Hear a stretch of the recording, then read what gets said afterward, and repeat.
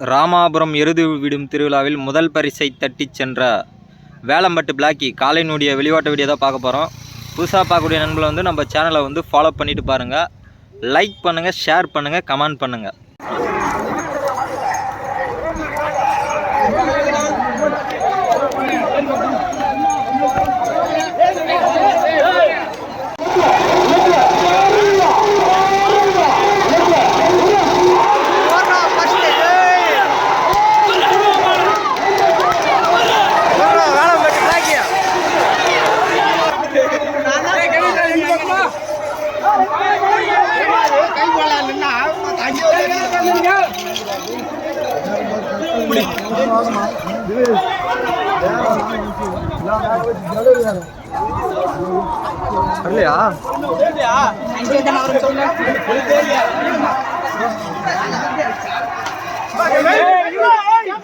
கொஞ்சம் கேப் விடுறா.